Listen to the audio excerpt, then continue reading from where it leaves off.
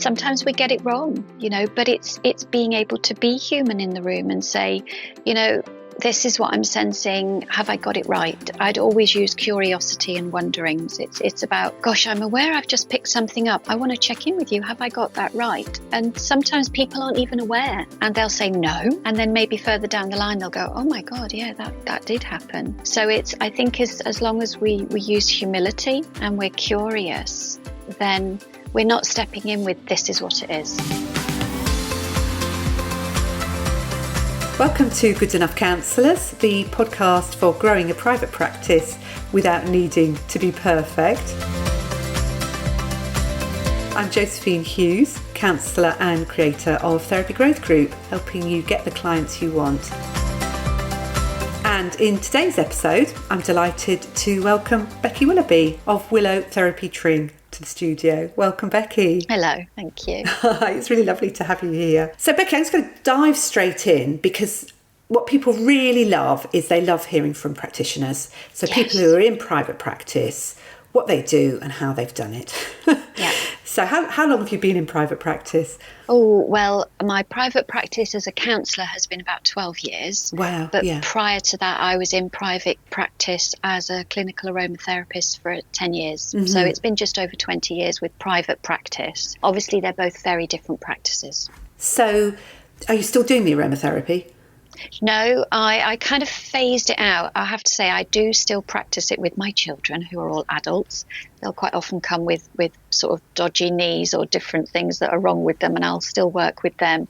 But generally, as a rule, I don't practice, although I do miss it terribly. Tell me about what you miss about it. Do you know, I think I miss the hands-on element because Right. counselling is very much in our head, Mm-hmm. although I do quite a lot of creative work with children. But I really miss the grounding of the massage. But I think the more I focused on the counselling, the less time I had to put into the massage. So I sort of slowly stepped away. But it's not to say it won't ever come back again. Yeah. And did doing the aromatherapy, the massage, lead you into therapy? Is that what Definitely. made you? Yeah. Absolutely. So I trained when my youngest son was just over 1. Oh, I wow. went back to college and did a 3-year diploma in London with Tisserand. Mm-hmm. And I predominantly started out with sports massage. Mm-hmm. And then from there, I went into doing some volunteer work in hospices. Mm-hmm. And I think that was a big turning point for me because I was running my own private practice alongside working with cancer patients, and I did a lot of training around working holistically with cancer patients. Mm-hmm. And in the process of that, I found that a lot of people just wanted to talk. Mm-hmm. And it kind of veered off a side path where I ended up working with the families. Mm-hmm. And so the families quite often wanted to sit there while I was doing a treatment for the patient, and then through that they'd start talking. And I think the more training I did in cancer care holistically, the more I recognised the talking and the listening side, more importantly, Mm-hmm. was something I was really enjoying. Mm-hmm. So that took me down the pathway of, first of all, I did my Reiki training over 3 years, and I incorporated that into the cancer work. And then I started my counselling journey. So you've really got a few different types of therapy there. Oh, listen, I think probably 25 years now, 24 years because my son is 24, my youngest. And I think his entire life I have been training. So I did obviously the clinical aromatherapy, then I did the intensive Indian head massage, goodness me, non-surgical facial massage, and then the Reiki, and then the cancer treatments. And then even when I started on the counselling journey, I did the counselling diploma, which led on to doing Adlerian family therapy. Mm-hmm. And after that, I went on and did Tavistock. I went over to Tavistock in London and did a lot of training around couples in conflict and working with children with trauma. And Mm-hmm. then I did my supervision diploma during COVID Mm-hmm. and continue still. So I'm really, I enjoy the training, and it's just like building blocks, really. Yeah. But I would say all of that comes into the therapy room Mm-hmm. because it's a very holistic setting, Mm-hmm. and I bring some of that felt sense of the body into the counselling sessions. Yeah. So obviously there's a lot of somatic work Yeah. that you were doing with sort of say the cancer patients and stuff. Yeah. How have you incorporated maybe a somatic way of being and way of working with people? The somatic bit is very much, I mean, I've had phenomenal supervisors, I would say, over the 12-year period. I've had some absolutely brilliant supervisors who have been very much about the felt sense and encouraged me to work energetically.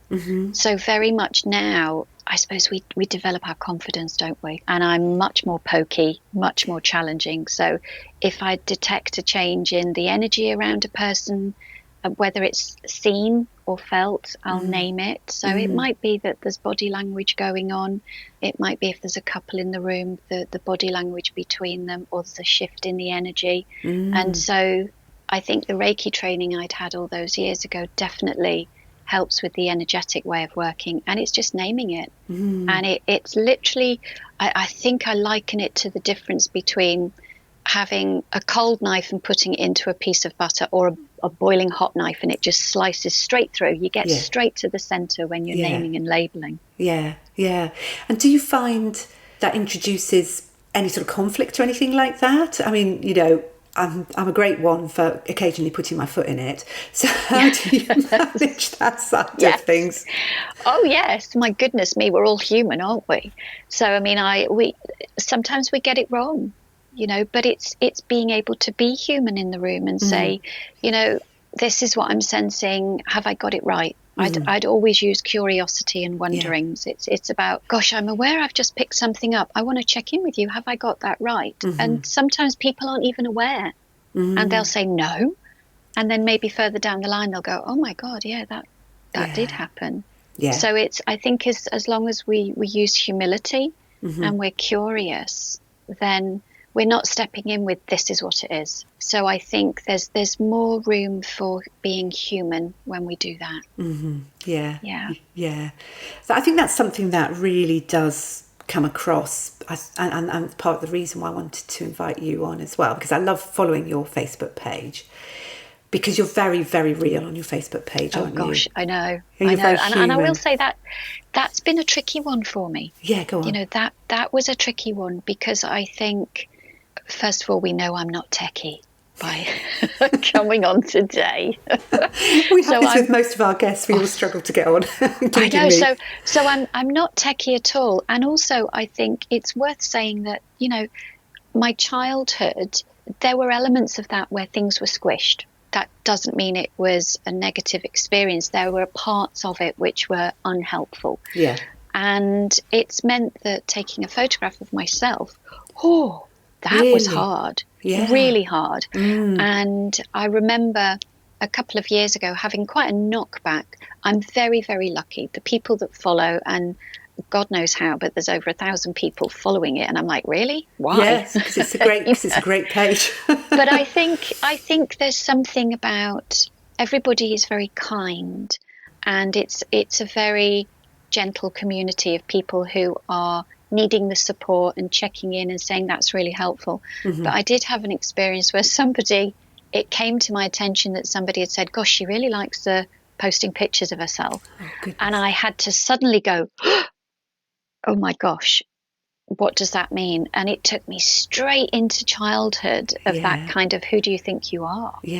And the critical voice came straight back and sat plonked on my shoulder. And I think I didn't post for a while, because I thought, oh my gosh, I just need to post pictures of the room, or, you know, pieces of equipment that I might use. And the kind of the interaction went down. It does. And I thought, actually what people want is they want the humanness. They want to see you if you're having a great day, having a bad day, wearing a silly hat, or you know, because that's how people connect. They connect human to human. Absolutely. And I think as long as it relates to something that has come up for me during that week, or a theme that's going through the therapy room, I think it's really relevant.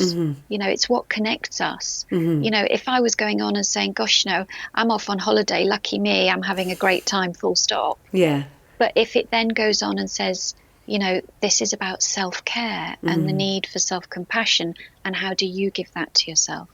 I think that's where you get the link in and the connection. Absolutely. But I do still occasionally look at it and go, oh, that's uncomfortable. Yeah. But again, it's like, you know what, I'm going to face my fear. I'm going to step out there, and I've grown because of it. So, you know, it's been a journey. It is lovely to see you. And I think I was looking at it just before I came online, and there's a lovely one that you did recently where you went through the charity shops and you found some feathers to put in your hair.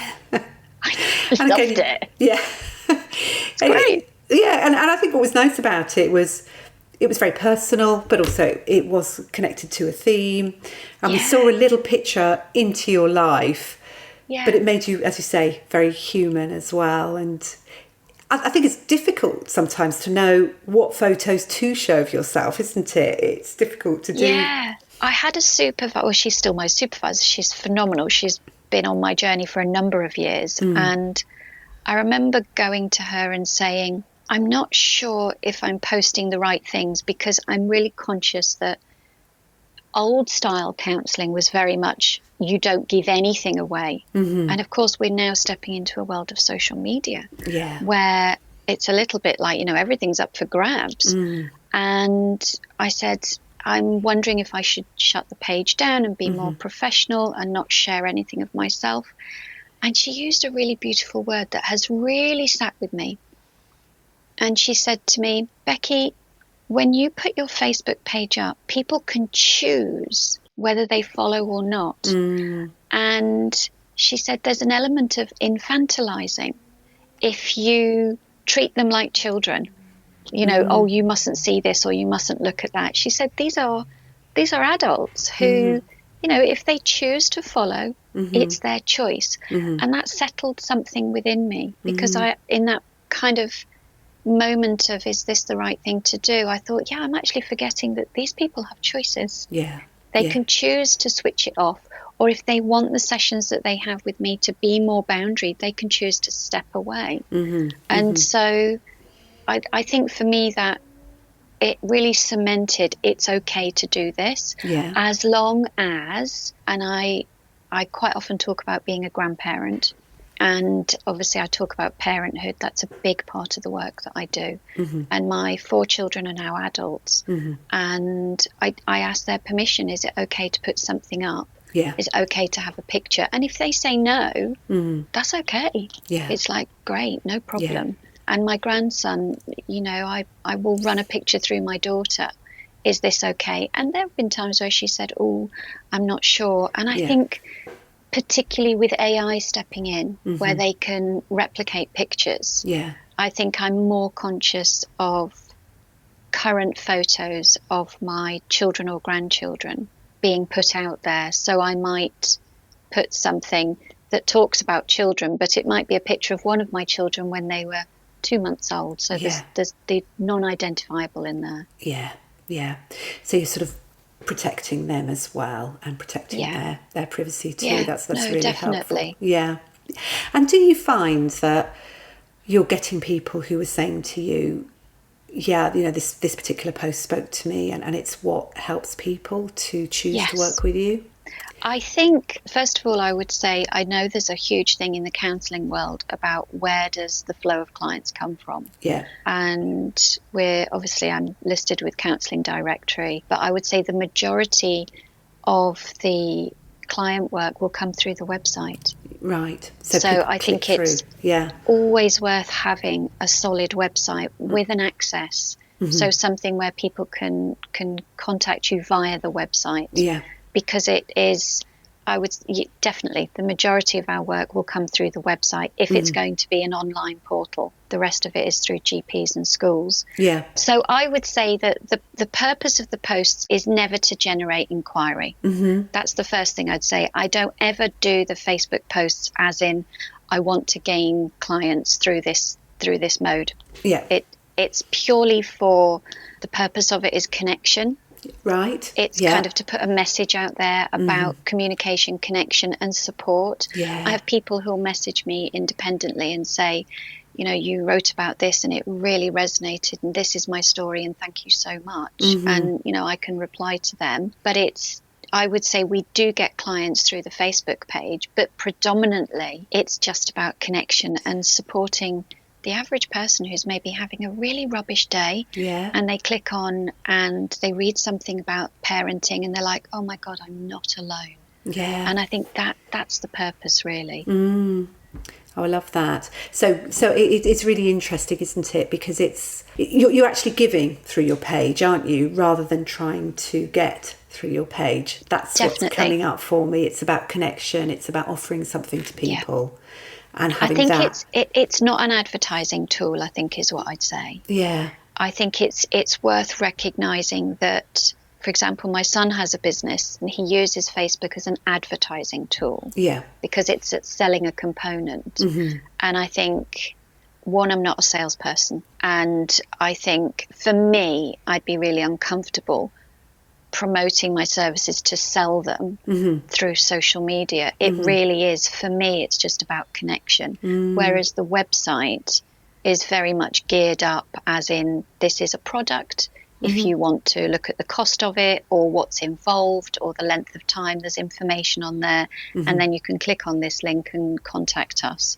So that's more of that advertising tool, certainly the website. And do you know how people find the website? Because this is another thing, isn't it? People say, oh, I've got a website and no one can find it. Yeah, I mean, first of all, I can't take any credit for this because I really can't. It is a bit of a family business. So my daughter will take my Facebook posts and she will put them onto Instagram. I have nothing to do with that. Because one, I don't always have the time. And also, you know, if I'm being really honest, I love my kids and I want to do things to help them sometimes, but without de-skilling. And my daughter's great with social media. If it gives her something extra monthly, then that's fantastic.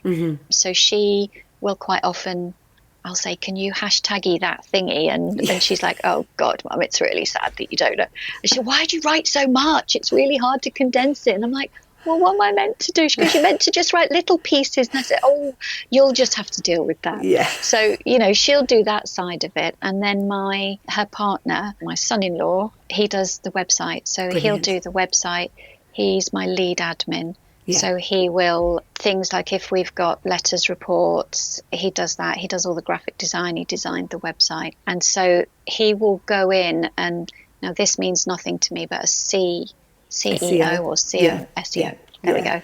And he will go in on a regular basis and say, right, I've bumped it up the list, or I've moved this or jiggled this or put this word in, and it'll push it up the list. And I'm like, wow, thank you. Can you do that? So, and people will say, oh, I found you on the website through Google search. So, and I think I've even had people who go to Counselling Directory and rather than contacting us through Counselling Directory, they click on the website link there. So that if people are looking at where can I get my referrals from, I'd say really put some effort, time and finance into a website because it definitely pays back. And I'd say as well, it's a little bit like, you know, on a thermostat, if you turn it ever so slightly, the temperature changes dramatically. So going into your website and just changing a word can push it up the list, or even changing a photograph. And so what Owen does is he will go in and just change slight bits. And I might say to him, oh, can you update this? Or maybe that sentence doesn't sound right. And he'll say, right, I'll add it onto the list of things to do. And that makes a difference. Fantastic. And it's so helpful, isn't it, to have talented people in your family that you can... It's brilliant, but I don't know that he would... maybe he wouldn't voice that. I can be quite steering away from the word control freak, but quite particular about how things look. And so I could quite often be messaging or ringing him and he's like, I've done a report recently. He was very, very patient with me in formatting it and getting the right font. And so he's very patient. It's interesting actually, Becky, because when you look at your page and your website, I think you really do have an eye for that sort of design, don't you? I think it does stand out that it's all very together and... Well, maybe I think it's because it looks together, but that can explain why I'm not always together inside. Let me tell you, my brain is, I mean, my supervisors are really qualified in working with neurodiversity. And she says, you do know you have an ADHD brain. Yeah. And I said, oh boy, I know. Because literally I've got hundreds of little projects going on, and they're all in my head, but not always out in front of me. And so that organisation in my surroundings is quite important. Yeah, so it's part of the way you help yourself feel calm. Yeah, definitely. Yeah, and definitely. it is actually a really calming aura. There is a really calming aura about it, isn't there? So well, there is, and I think there's something also about the fact that for me, the website and the room had to convey a part of who I was and the journey I'd been on, but also something that we all do this maybe for the bits that were missing for us. And I certainly know that in years past, when my children were younger and they'd accessed counselling support, particularly with CAMS, you know, it was quite a sterile clinical environment. And I was really keen to have an environment that particularly kids and young adults could walk in and go, oh, you know, kick off their shoes, climb on the sofa and unfold. Yeah. And that's exactly what they do. And adults will say the same thing. They'll go, oh, this isn't what I expected. And then they settle into the sofa and they start talking. And particularly it's set up a lot for children, but it's amazing how many adults will go, I remember having that when I was little. And then the memory comes up. And it's powerful stuff, the surroundings that we use.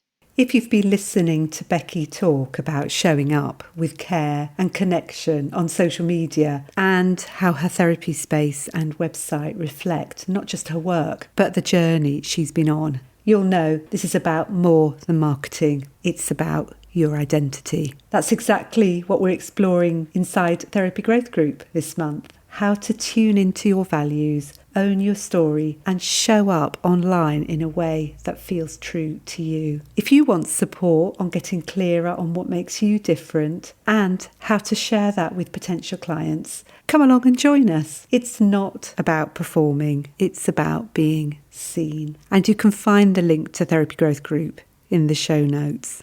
Now, back to Becky. So tell us a bit more about your room. Tell us what you've got in there and how you've organised it. I think my God, what haven't I got in there, really? I read something a while ago that was all about how the therapy room should be a blank canvas. And I thought, my God, it's like I've literally just poured a bucket of paint over mine and then splattered it everywhere. It's definitely not a blank canvas. But, you know, I think I'm incredibly conscious that there was this parallel process going on, because there are so many layers and levels to the room, because I set up the room, particularly the one on the high street now, I set that room up as my children were slowly kind of moving away from home. So at home, the childhood things were going off to charity shops or being boxed up, and the room was developing with all of the childhood stuff. And alongside that, I was doing a lot of inner work child on myself, and I was able to recreate the space that maybe I hadn't had. And so it all converged into Willow. And I think Willow it sort of morphed and became this child that I was nurturing. Wow. And I mean, I get so much joy if I'm out with my grandson and we go into a toy shop. I'll think nothing to being, oh my gosh, I love this. And I'm nurturing my own inner child. But at the same time, I'm going, I can buy this for the room. I'm not buying it for me. And then it goes into the room. And gosh, how many adults get joy from that? I've had adults sit and hold a fluffy bear or a fluffy octopus and say, oh my gosh, it's so soft and I love this. And or particularly if somebody is really upset and there's a lot of emotion coming to the surface, being able to say, would you like me to give you something to hold? And there's a choice here. And they will sit and cuddle that bear. And of course, that's meeting their need at the same time as well. And particularly if there's a lot of reparenting going on. So the room is, I think it's, to some it could be a sensory overload. To me, it's a sensory space. So the chairs are particular fabrics, the cushions are velvet so that you can see it. do you know, it's everything that self-soothes when I sit with it. Yeah. So, you know, I had somebody in a while ago, and it might be somebody navigating grief. And so we've got a pile of really soft, fluffy blankets. Would you like a blanket? Oh, yes, please. And they can wrap it around themselves. And they're hugging themselves. So we're kind of empowering them. You've got this within you. Yeah. And so that's all at our fingertips. And I think it's probably worth noting that I try really hard to always involve local businesses, local suppliers.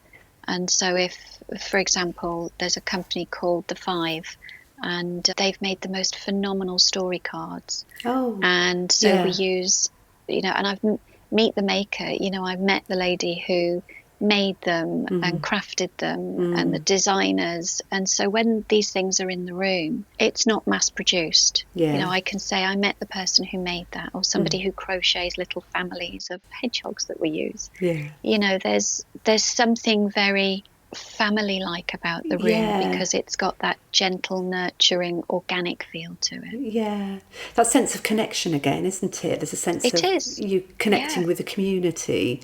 It is. Yeah, and also that sense of, you know, when you were saying about them wrapping themselves in the blankets, and we were talking earlier about sort of somatic work, there's something around that, isn't there? Yeah. Connecting Definitely. Again. Yeah. And I think it's all about the empowering. And I think, you know, don't get me wrong, there are going to be times where somebody really is in an emotional space where there are times where saying, you know, would you like a hug?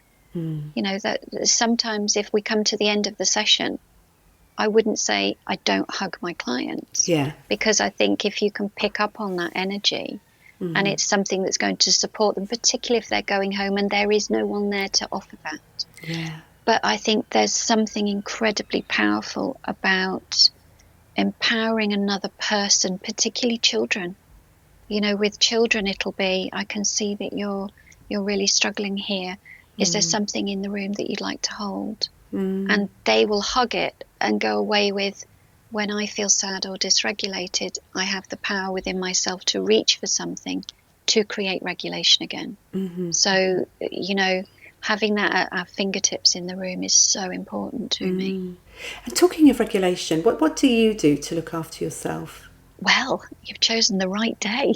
I'm actually about to go off on a yoga and a pottery retreat this afternoon. Fantastic. So, yeah, I think I would say to you that I'm only human. Every now and then it slips. And then I'm like, oh, okay, what do I need? And I've got much better at that over the years. The biggest thing is I made the choice to move to the Cotswolds, which was a big, big change. 3 of my adult children live in Tring still. And my daughter had moved out to the Cotswolds and with her partner and their baby. And I kind of did a bit of a leap of faith and thought, okay, I can try this and see how I feel with it.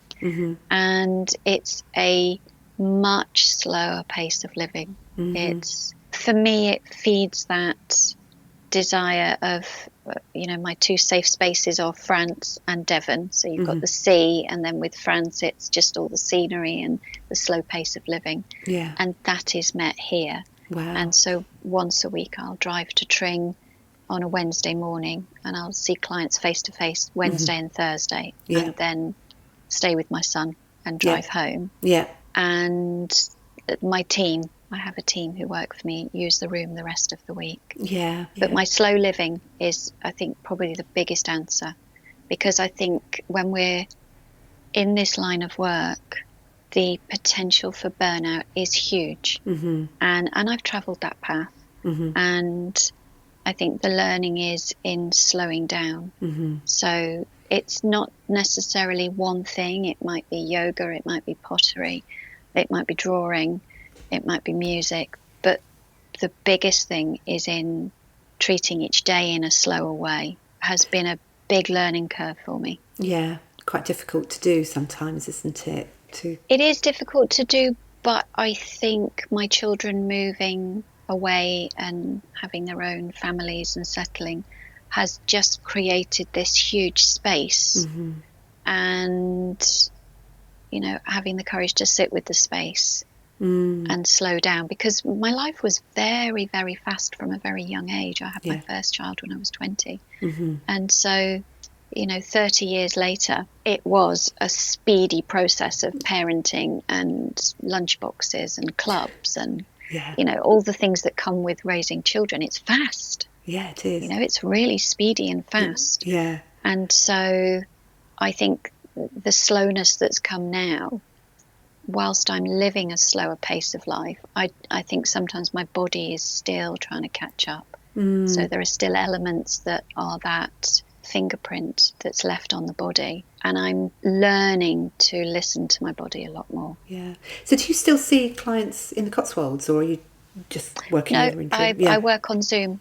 Oh, so right. My work has kind of veered off in a slightly different direction. Originally I worked with children and I really enjoyed that work, and then I moved into sort of more family orientated work.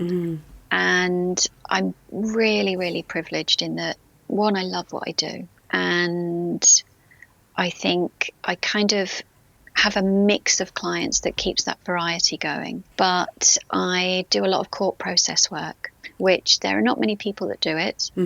I understand why. Can you tell us a bit more about what that involves? Yeah, so I step in from the family point of view, and I have, first of all, it's worth noting that I have two supervisors. I have one who does my everyday counselling work, and I also have a trained private mediator, and she is my supervisor for my court work. So when I say court work, I will only ever take on 2, maximum 3 cases at any one time, because it's filling. Fills your head. It's not for the faint-hearted. So what it is I've done a lot of training with Tavistock around mentalisation, dementalisation and conflict.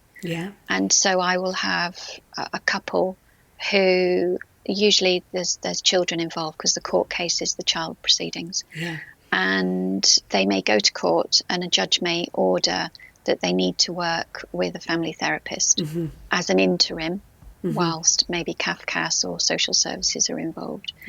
So a judge will assign me the family cases. So there are 2 solicitors that I work with, 2 solicitors firms that I've worked with for a number of years now, and they will recommend me in the court process, or they will assign the family to me. And my work is that I will see the parents individually on Zoom, and over a stepped process. I've kind of developed a stepped process that we work towards them being on Zoom together.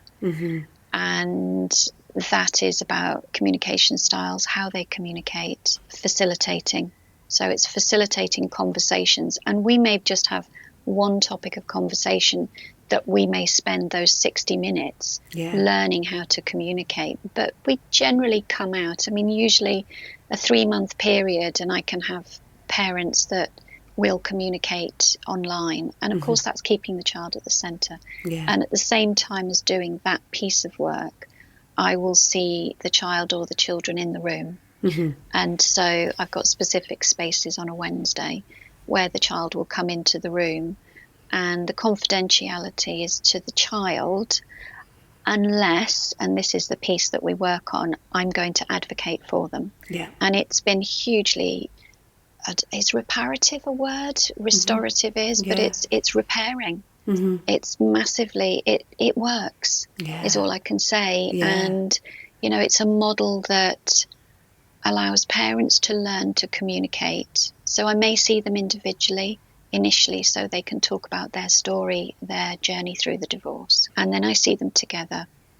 Then I feed back what the child's thoughts and feelings are. And usually over a 6-month period, and court proceedings may be going along at the same time, we get to a space where, a lot of the time these parents say, we're happy to meet together at a coffee shop and keep little Johnny at the centre and have conversations about who's going to have the school uniform and who's going to take the PE kit in and who's going to pay for this trip.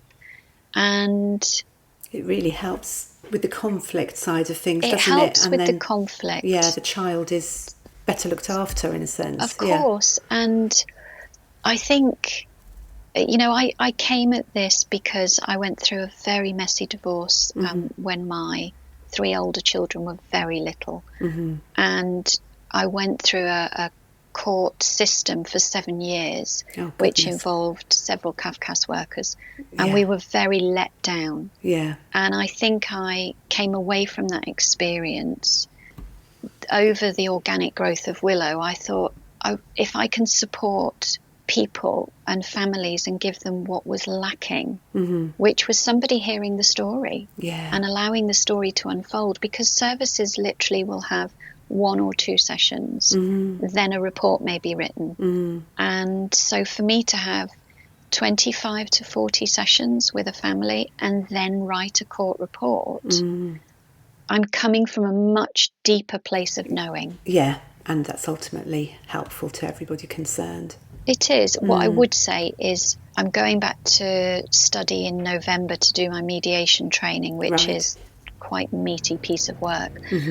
It's not a piece of work I would recommend people going into if they struggle with conflict. And I think sometimes people will look at me and think, oh, she's very meek and mild and calm and gentle. But I have a voice. You know, I think, gosh, I raised 4 children. 3 of them were boys. I can use my voice. And you've got to be quite prepared to say stop, to pause and to say no.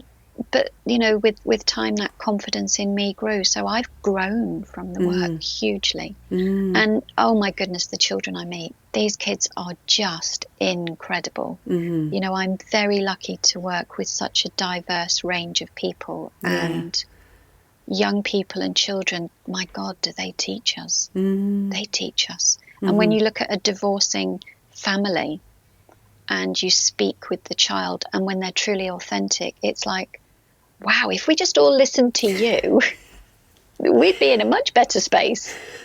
So can you think of any sort of broader lessons that you've learned? Obviously, we don't want to go into client confidentiality, but sort of lessons that you've learned from working with children like this. What would you say the main lessons were? Gosh, the main lessons are if we can only just listen to our children. They have the lessons and the teachings all wrapped up in one bundle. You know, I mean, I look back on how I raised my children, and I think I was so busy doing that there wasn't enough being. And it's in the being and the sitting with that the learning comes. I wouldn't ever say if I could go back and do it again, because my God, my kids are incredible.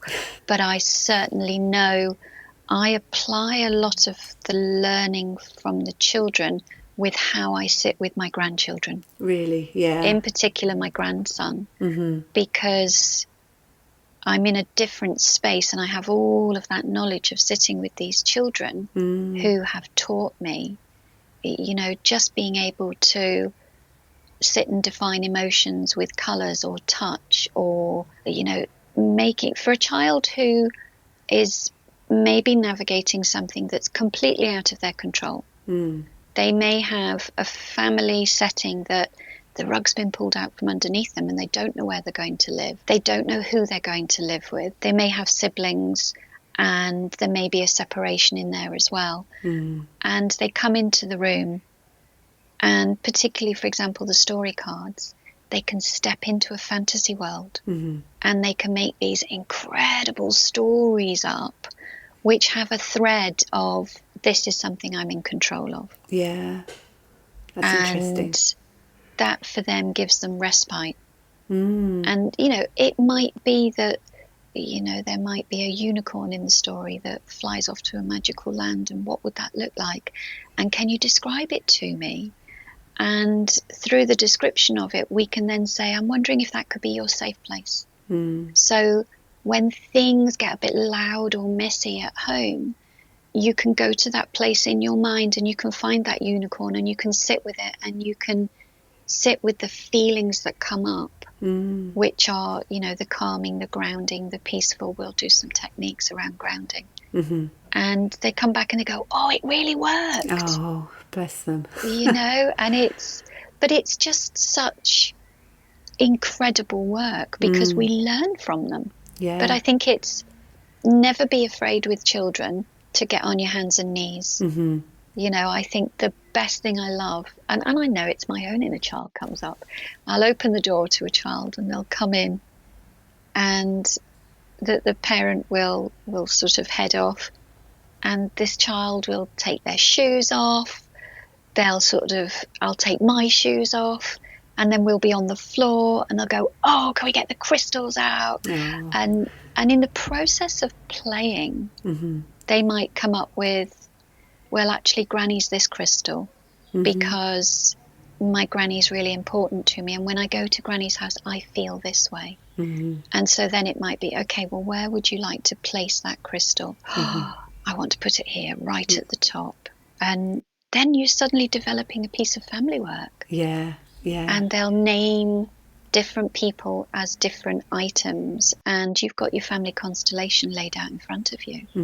And then you can say, "I wonder what it would be like if we move this one, or where would you like this one to be?" And particularly if children are going to start living in two homes, you can then look at, well, how can we separate this out? And what have you got in this house and what have you got in this house? So it can be, I think I would say, anybody working with children, get in there and get dirty. Yeah. Get on the floor, get on your hands and knees, and never be afraid to allow your own inner child to come to the surface, which is why we have to have worked on that before we step in. Yeah. So would you say that was your favourite type of work, or is that like asking people to choose between different children? No, I think, I think it's interesting, isn't it? Because I love working with children, and I love that my own inner child is now going, woohoo, I can play. Yeah. But I think probably my favourite work is, and it's not gender specific either, because I do work with men as well as women. It's when somebody comes into the room and they're so open. I remember it being described once as like being a ripe pear. They're so ready to do the work. Yeah. And through the conversation that flows, the growth comes, and you just see this opening of this person, and it's like, oh, there you are. Wow. Yeah. And I think there is nothing more rewarding and beautiful than being on that journey with a person who moves towards authenticity. And then they come back and say, my relationship here has grown and it's changed, and we're now talking about these things, and wow, I'm parenting differently and I'm seeing things differently. And it's like, wow, how incredible is that? And I think that piece right there is the bit where I'm like, oh, I love that. Yeah. I love it.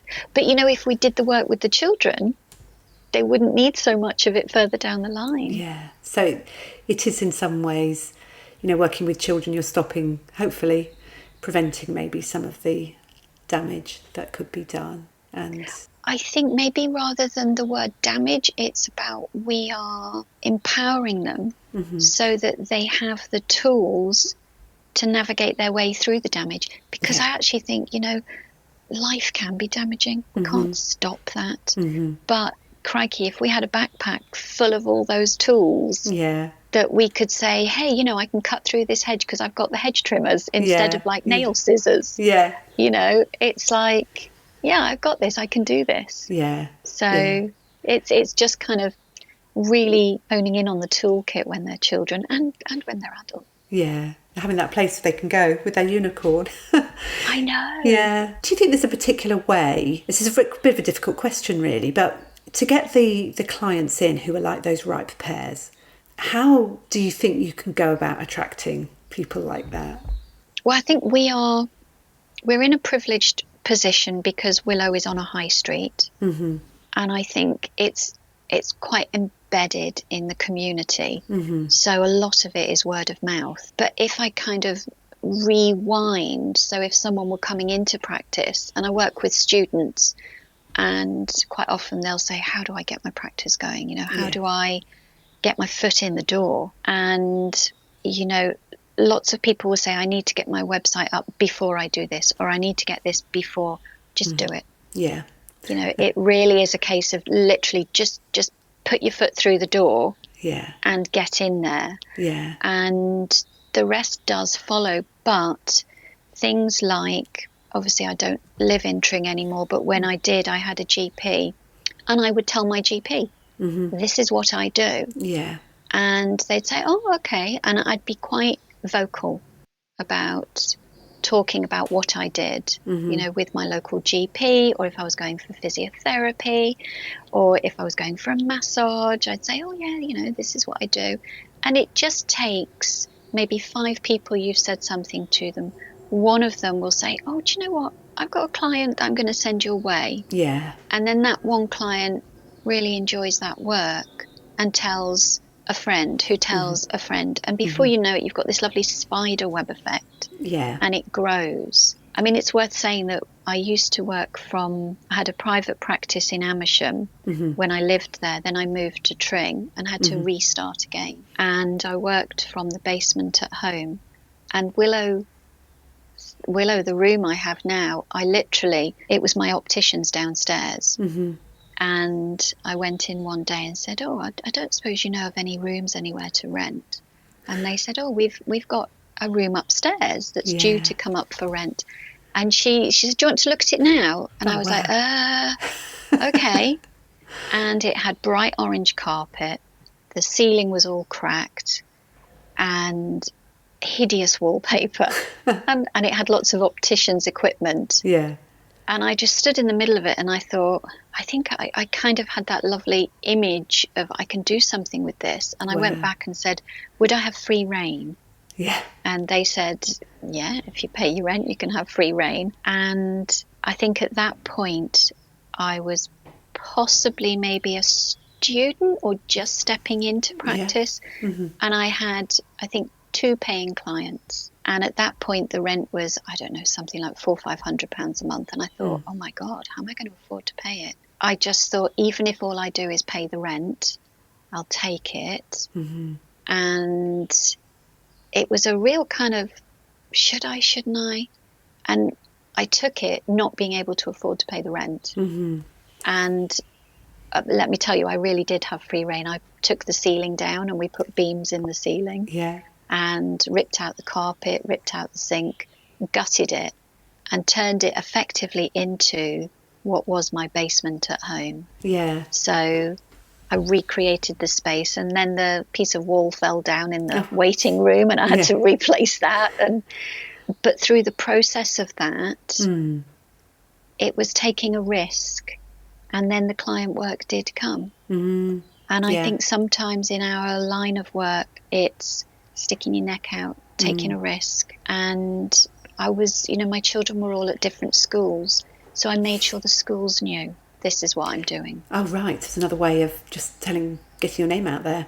I think it would be GPs, therapy services, schools, things like your physiotherapists, just kind of getting your face out there, really. But voicing it, because your website will do the work in the background, but there's nothing like being able to say, oh yeah, this is what I do. And it is word of mouth now. We are lucky, and without sounding awful, there's always going to be ruptures in families, so that work is a steady flow that comes through as well. Once you get your name known and people will refer on to you, then and find your niche. Yes. That's something I know you've spoken about in the past, and it's really important to find your niche, because I would say that Willow's niche is, the room is very different in that it's a very holistic setting. And when I first took the room, I was massaging at the same time, so it constantly smelt of these incredible oils, and it was a beautiful space to be in. So your space, but also the niche was the family. Family work that we do. Yeah, so it's sort of children and families, isn't it? And parenting and couples as well. It is, and I think I would say this as well. If you are a counsellor and you really want to make a business of it, but we know we have a limited time frame before burnout hits, it's thinking outside the box. So people like Sam have got their fantastic courses that are peddling away in the background. So things like writing, teaching, but a really good way is if you have a space that is yours, and I've invested a lot into the room, having other counsellors in there gives you the passive income. Yeah, because they're renting the room as well. Yeah. Yeah. And I think, for us, they come on board as Willow team members, and I'm so select now about who I have on board, and I will give them the referrals, so they effectively pay a fee, and they will then have the room, the resources, the clients, and the backup. We have team meetings, and I will be the line manager and support them through anything from letter writing to, this has happened and I'm not quite sure, or even, giant bird pooed on the window last week, that was an issue. It's having other people to say, oh yeah, we can come together and support each other. That's big as well. So is there anything you would say to a therapist starting out who's afraid to be visible? Oh, I think you've got to take a great big deep breath and step in. I really do. Don't be afraid to be seen. Don't be afraid to use your voice. And, just don't be afraid to get down there on the floor, even with your adult client. A lot of the adult clients don't know how to play. Yeah. That's something as well. But I think, gosh, just maybe if you have like a Facebook post, even just putting a picture of yourself up and saying, this is me. It can be a bit nerve-wracking at times, putting yourself out there, because we're fearful of judgment. But I think if you can be brave enough to say, hi, this is me, and I'm here, and I'd really like to help and support, people can connect to that more than a piece of writing that says, I have availability. Yeah. Definitely. Yeah, like you said, they're just coming back to what you said earlier about connecting with people and seeing your page as a chance to connect, which is wonderful. Yeah, definitely. Well, thank you so much, Becky, for being on the podcast. Welcome. And it's been really interesting to hear all about your work and how you work with people. And good luck as you slow down but continue to do that wonderful work with people. Yes. Thank you. Thank you very much. Thanks for listening. Do come and join my Facebook community, Good Enough Counsellors. And for more information about how I can help you develop your private practice, please visit my website, josephinehughes.com. If you found this episode helpful, I'd love it if you could share it with a fellow therapist or leave a review on your podcast app. And in closing, I'd love to remind you that every single step you make gets you closer to your dream. I really believe you can do it.